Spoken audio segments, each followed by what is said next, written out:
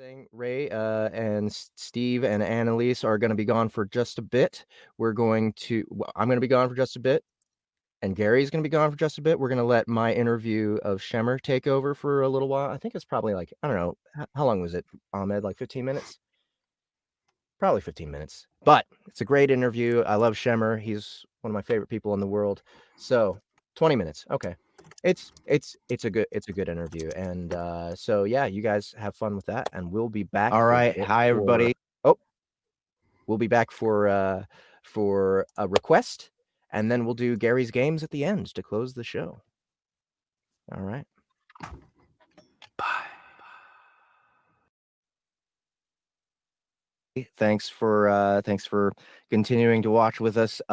We have a special guest here.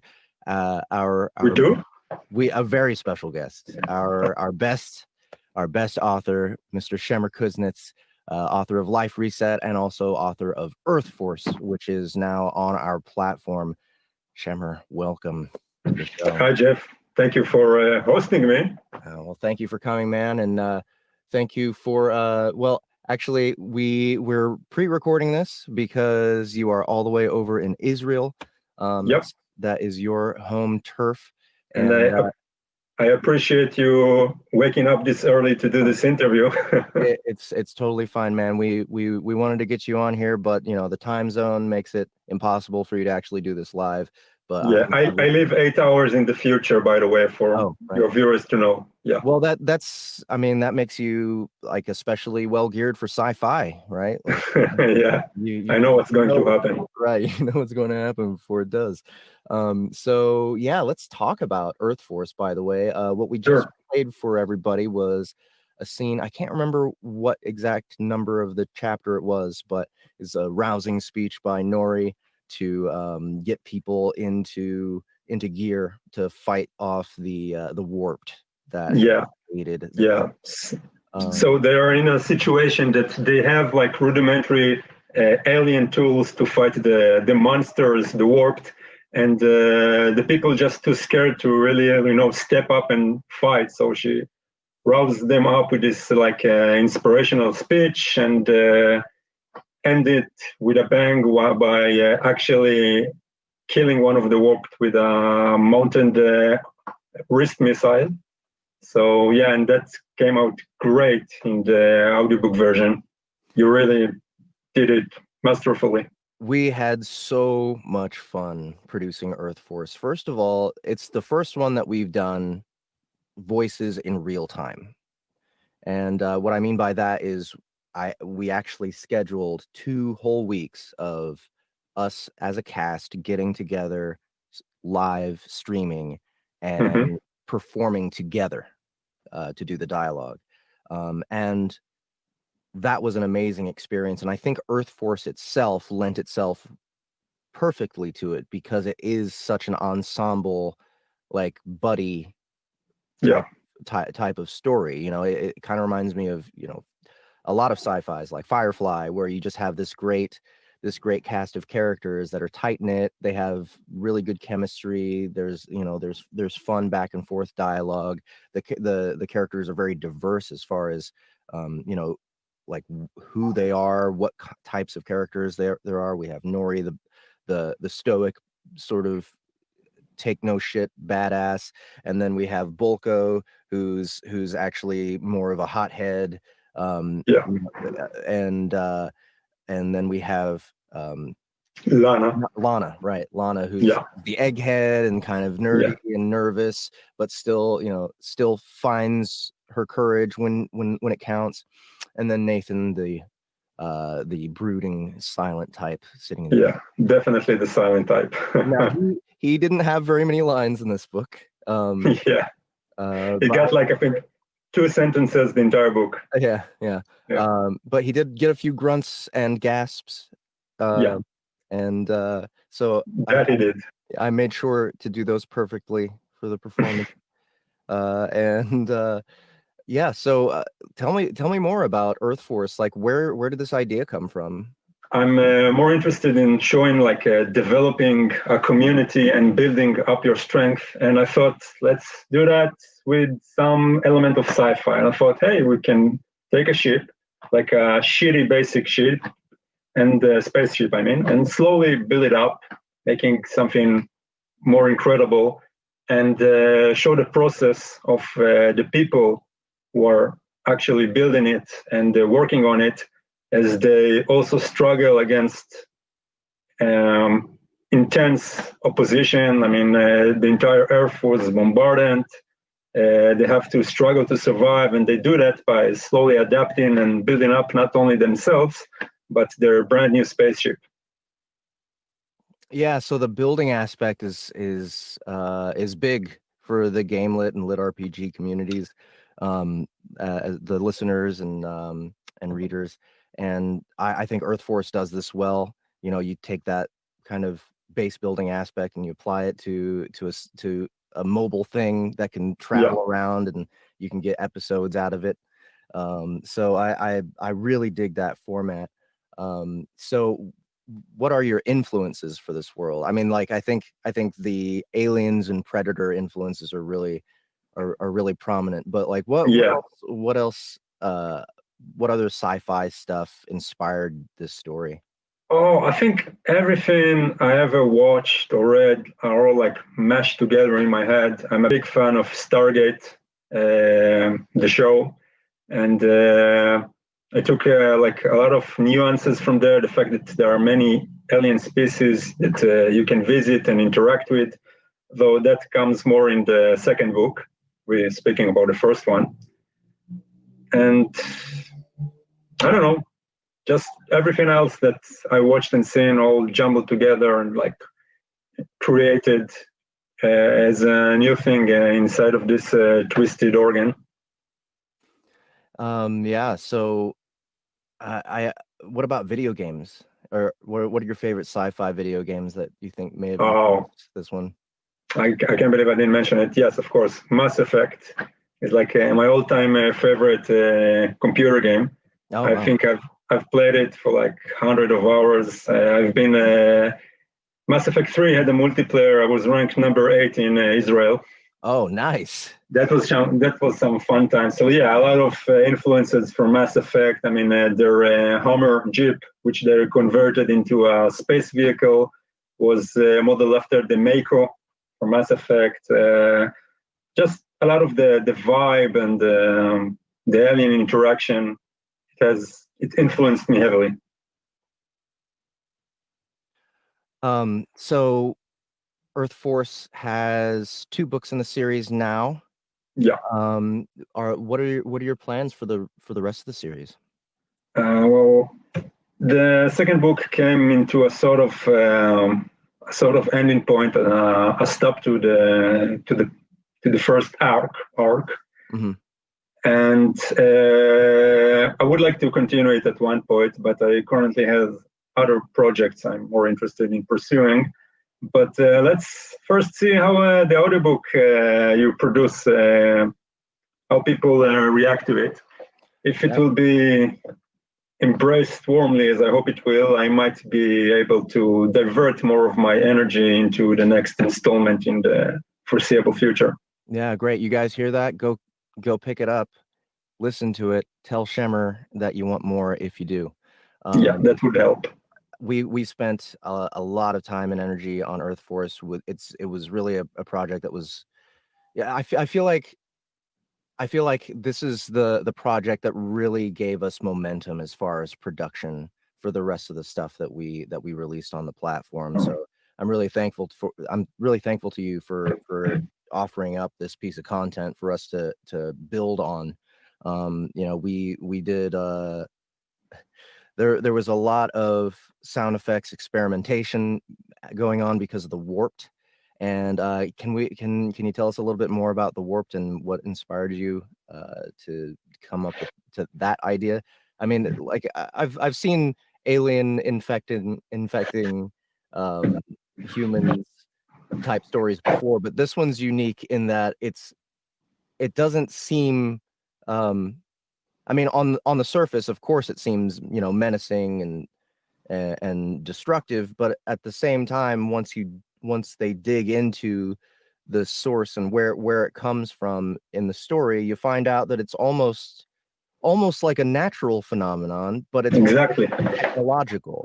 Yeah, and that's how it started. I mean, in the world building part of developing the series, I wanted to have like a baseline that unifies all alien species and technology. I mean, think about it. If you technically, I mean, theoretically, it's really unlikely for alien intelligent life to be on the same technological level. I mean, in like a drop of time in our entire history, we've evolved from having no electricity to nowadays. I mean, just the tiniest change in fate in how our culture evolved. We mean aliens would be so far away from us technologically wise, or back away from us, it would be unlikely to cooperate with them. So I wanted some sort of baseline. So that's where the tech come from. It was actually a legacy from an ancient race that don't want to spoil too much. That helped unified all alien species in the galaxy. So they all come from a similar background. That means that their technology is affected as well. They're able to communicate with each other. They're able to interface technologically with each other. But that also leads side effects. And one of the side effects are integrations gone bad. And that's how the warped come to be. And there are actually failed integration between the alien technology and biological species, which results in like those horrific monsters that devours all life. But they have a purpose, and that is revealed in the second book. Yeah, that's one thing that I find really interesting and uniquely terrifying about the idea is that there's no sinister motivator. It's just it just kind of happens, or at least so far we haven't found out about a sinister motivator. But it's the technology kind of has a life of its own, and it will do what it does despite whether the biological entity is equipped to handle it or not. So it was really fun trying to figure out a way to represent that both vocally and with sound effects. So yeah, great enemies to deal with, great mobs, and it also kind of reminded me of Parasite Eve. Did you ever play that game? Oh, I don't think I did. Okay. All right, it's I don't know if anyone else. It's kind of a underground classic JRPG. All right. But yeah. So what did you do before you started writing? I was a software developer. I worked for several companies for like 15 years. And, just I like developing, I like writing code. It was a good job, but somewhere I was always a bookworm. I always constantly read. And when I discovered the Lit RPG a few years ago, it just completely grabbed me. My entire consumed me. I had to read more, but there were not a lot of good selection out there. So just things evolved naturally, and I started dabbling and writing, and people seemed to enjoy what I came up with, and so it slowly progressed to me devoting more time to writing, and less time to actually pursuing my full-time work, until I finally made a transition at the beginning of this year, and went on completely fully the writer path. Right. So can you tell us a little bit more about discovering Lit RPG and Gamelit, and how that addiction developed? So I started by reading Ready Player One, and it completely blew me away. And I just looked for more books like it to read, and then I found The Way of the Shaman, and that led to a few others, and I just devoured them. And it really appeals to me, the way that you can track the main character progress and his quest of becoming stronger. It's not just amorphous meaning you can actually put a number on how he progresses and evolves and how strong it is. And it's just something that I find incredibly compelling. And there was a series called Dragon Wrath that unfortunately was taken off Amazon. And it has a lot of settlement development element that also really blew my mind. And I never encountered any other series that did it just as well. So I decided to try and write my own. So, I think that the player as a monster aspect of lit RPG has always been a big draw for people. You know, the idea of and I think that's probably a big draw in video games in general when you can switch things up. You can play the villain, you can play the monsters. Yeah. And I think your book Life Reset is one of the epitomes of the genre. I mean, it could be one of the ones that really kicked off the trend in the genre. Yeah. So can you tell me a little bit more about why you chose goblins for life? Yeah, when I started out, there was almost no monster protagonist books out there, and every time I picked up a new book, and you go through the character creation phase, and the main character select a human or an elf, which is just a human with a pointy ears. You know, it just galls me. I mean, you have a computer game that lets you be someone completely different, and you choose to play you again. I mean, if you go to looking for escapism, this is not the way. I think the right way is to go completely different, try something completely new. So obviously, I thought to myself, what I can do to make the character go 180, completely different path than normal. And I thought, well, let's play a monster. But I knew I wanted a weak monster. I didn't want him to become like this troll, ogre, or something like uberly powerful and just kick his enemies all the way to the finish of the series. I wanted him to struggle. So I've been thinking I needed a weak type of monster, and of course goblins popped to mind, and I dismissed it at hand. I mean, goblins are overused; they're everywhere. But I actually couldn't come up with a better weak monster to use. And then I started thinking about it. I say, okay, people use it all the time. They show how vulnerable they are, how they are like just this XP sacks for adventurers, just fodder. Let's build up on that. And that's what I did. Yeah, and it turned out to be quite a good decision. I think people really dig it. I personally have so much fun performing, coming up with more and more goblin voices. That's one of the great parts. You know, you get to have this dark fantasy world, but at the same time, come up with these ridiculous kind of cartoony, pathetic voices. And I love your voices, man, and some of them catch me by surprise because in my head I heard them differently, but after I heard your version, you always know how to express them best. I mean, Gundrock, the cook, the chef, you gave him a French accent. I didn't see it coming, but it just comes together so well. So it was a brilliant move. Thank you. Yes. Well done. A big inspiration for me is Jim Henson, the Muppets, Dark Crystal, Labyrinth, and of course, goblins lend themselves perfectly to that style of voicing, and I'm just able to.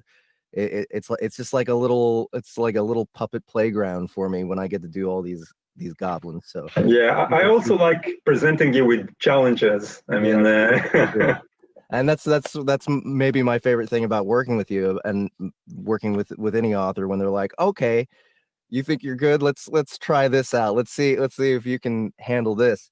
I love challenges, so thank you again for presenting those opportunities. Sure. So you have Life Reset 6 coming out very soon, right? Yeah, should be around January or February of next year. Okay, great. Yeah. So Life Reset 5 has been doing quite well, right? And Yep. we're producing Life Reset 5 now. It's in the sound effects and music stage. It should be ready to hit ACX by second or third week. No, we're already in second week. So third week of November, we're planning on shipping that out. So I hope people are excited for that. We will keep you guys posted. But so that's a week away, are you telling me? a week and a half possibly from getting it ready to export and have you start listening. So it'll be very soon, guys. Looking forward to it. We're really excited about it. Aaron J. Morton is the composer on it. He did the score for Earth Force as well, and he did the score for Life Reset 4. He's been a treasure to work with. So he has a lot less work to do on Life Reset 5 because of how much work he already put into Life Reset 4. We're going to be using a lot of that music, but some surprises happen with some of the characters that actually had their own themes. So we'll have a little bit of variations on that. And we also have one other song that we need to work out. There's of course a Dan Reel has to have something to do. Yep. And spoiler, it's another Queen's hit. Oh yes. Oh wait, Queen? For book is that a Queen song? Yeah, that's a Queen. Book 4 and 6 both has. Queen. Book 6. Okay, I'm thinking of book 5. I was on. No, book 5 no. 4 and 6. Books. Okay, so more Queen in book 6. Yeah. Book 5 is James Brown. Right? What? No. Isn't it James Brown? No. I think. Wow. Maybe it just got mixed up in my head. I don't know. Maybe you heard a different version that wasn't James Brown. Could be. Maybe. But we have that to work on. That's going to be fun. But it's coming out soon, guys. All you Life Reset fans, I hope you're salivating and you're properly ready to consume that one. But Life Reset 6 is coming out early next year. And then do you have any plans for any new series? Yes, I already started developing a new series in a completely new universe. It's a little too early to share, but I'm really excited about writing it. It will be another non-human protagonist. I mean, I'm trying to stay away from them as much as possible. And I have some cool ideas. No, humans sucks now. Yeah. Nobody loves humans. Yeah. All right. Well, I'm really looking forward to that one. I'm sure everybody else is too. And Shemer, again, thanks so much for coming and talking to us. And sure. You guys, Earth Force, remember, go to soundbooththeater.com and pick up that new audio deep dive. Yeah. All right. Thanks for having me, Jeff. All right. Wow, I look the same. What happened? I look like. How did you do it? You look so young. T-shirt. Did I sound sick? Did I sound like? Did I sound stuffy? I think so. Did I come to come here? I don't know. It sounded stuffy to me. Are you sick? I'm not sick. I'm not sick. Now, one thing we forgot to do was play a sample clip of Earth Force before that interview. So we're gonna play that now. This is a scene where They waded back through the maze of. We'll just let you listen to it. They waded back through the maze of impromptu huts. 20 guards were waiting for them at the shelter's exit, exchanging nervous glances. We're going out to hunt us a few wart. I got alien augmented rifles for the first 3 volunteers. Who's with me? Count me in. I'm ready to do a little monster dicing. Anyone else? The guards looked at each other with uncertainty, then looked away. Really? No one else? Volko's voice was full of contempt.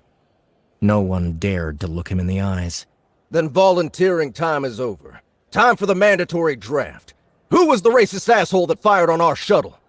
Nori put a hand on his shoulder. You're going at it the wrong way.